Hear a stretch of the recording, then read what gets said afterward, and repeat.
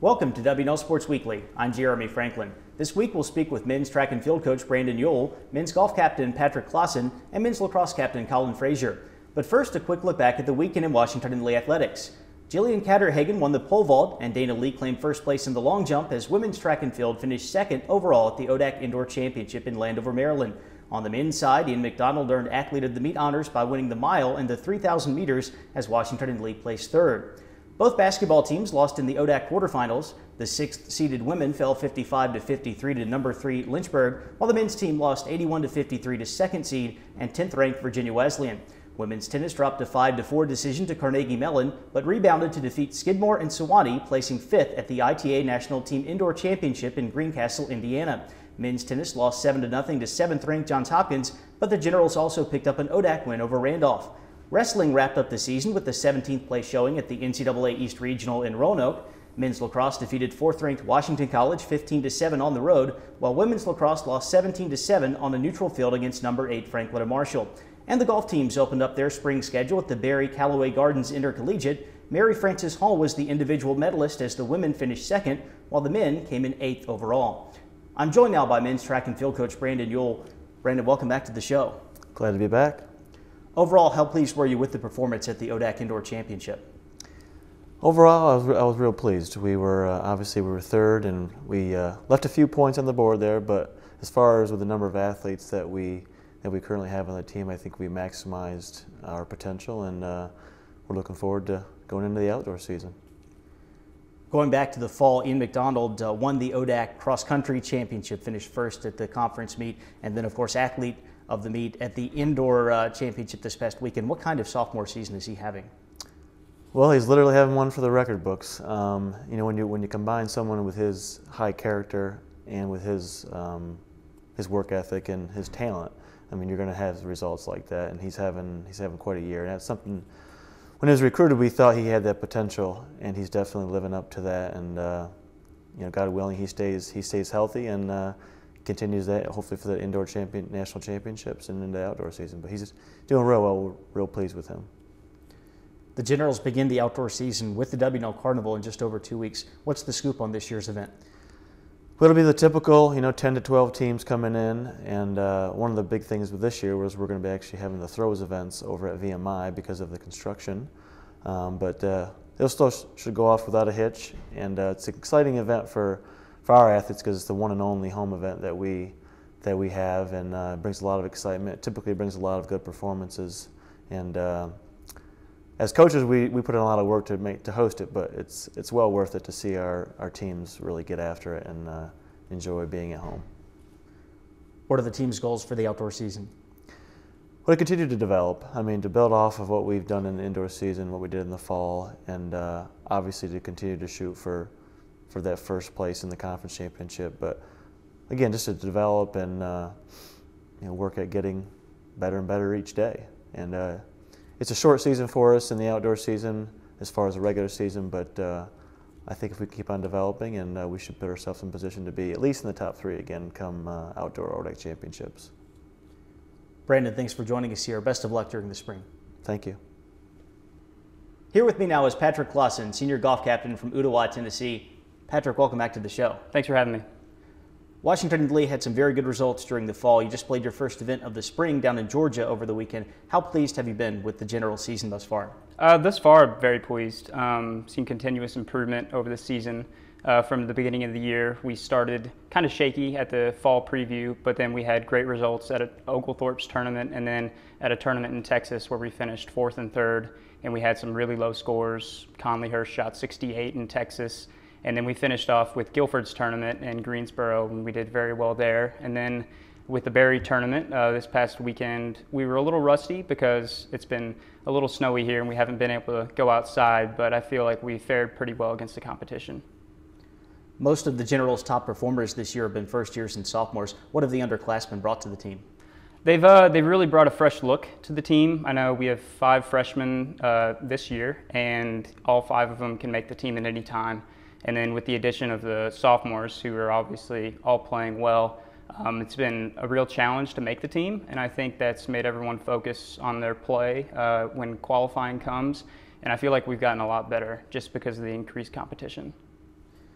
The ODAC championship comes right after the conclusion of winter term exams at Washington and Lee. What kind of challenge will that pose for you guys? It's a difficult challenge, obviously, because we won't have practice for an entire week just because of exams. But luckily, I think the team we've had the same situation before, and we've dealt with it well. And hopefully, during some study breaks, maybe some people can find their way to the course. I know that helps me on occasion, but it does pose a challenge, but I think we can overcome it. What are your expectations for the Generals this spring? Expectations are high. This is obviously my last year, and this is the best team I've seen in all my years here. And obviously our expectations are to qualify for the national championship. We're on a really good track now. I think we're 23rd in the nation, and our ranking hopefully will improve. We have a tournament this coming weekend in Daltall Island, South Carolina. And it's a course we played a lot and we know, and I feel like if we do well there and then move on to Townsend has a D1 tournament, and the competition there will really help us for ODACs, get ready for that and hopefully to nationals. Patrick, thanks for joining us here. Best of luck the rest of the way. Thank you. With me in the studio is Colin Fraser, senior lacrosse captain from Long Beach, New York. Colin, welcome to the show. Thanks for having me. It's great to be here.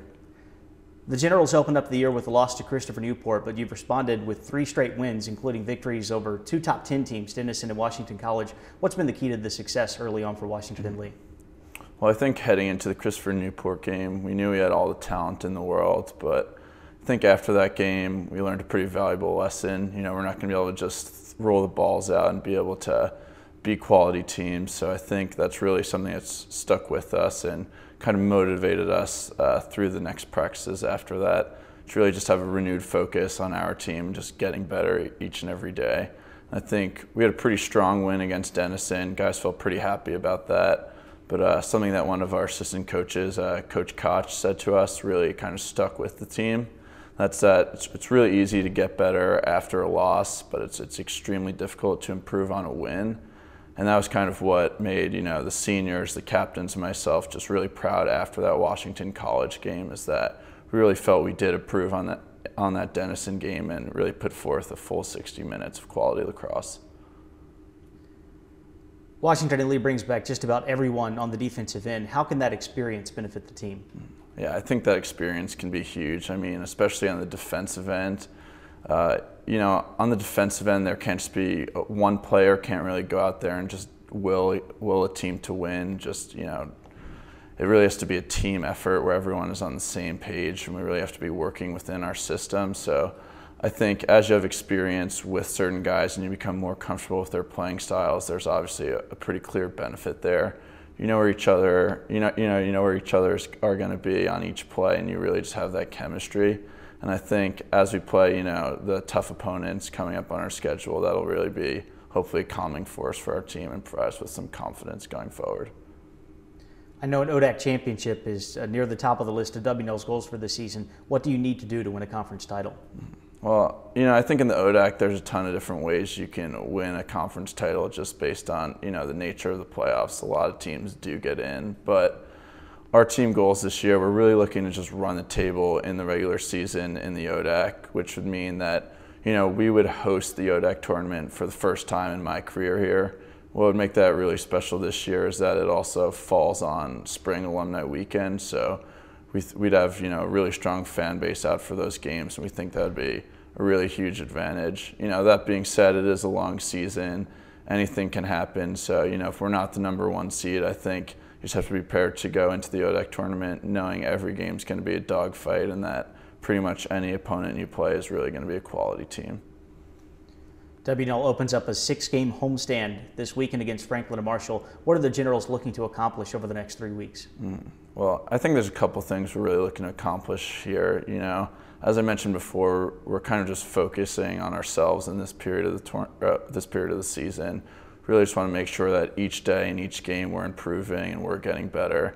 That each game we're playing better than we played in the last game. So I think that's kind of the first thing we're looking for there. But beyond that, you know, we've had a couple quality wins, but I think it's really important to prove to ourselves, you know, before we get into the heart of our ODAC season, that we're able to string together, a large amount of wins in a row against these quality opponents. And I think this is a great way to, prepare for the Roanoke's and the Lynchburgs of the world playing these quality opponents early on in our season. Colin, thank you for joining us here. Good luck the rest of the year. Thanks, I appreciate it. It's time now for a look at the upcoming weekend. The tennis teams will play home ODAC matches against Virginia Wesleyan and Emory and Henry. Men's action starts at 10, while the women will take the court at noon. Baseball is slated to face Lynchburg in a conference doubleheader, while women's lacrosse plays host to 8th-ranked Salisbury, and men's lacrosse faces Franklin and Marshall. And on Sunday, men's tennis travels to Guilford. As always, check generalsports.com for the latest schedule updates and scores. For WNL Sports Weekly, I'm Jeremy Franklin. Thanks for watching.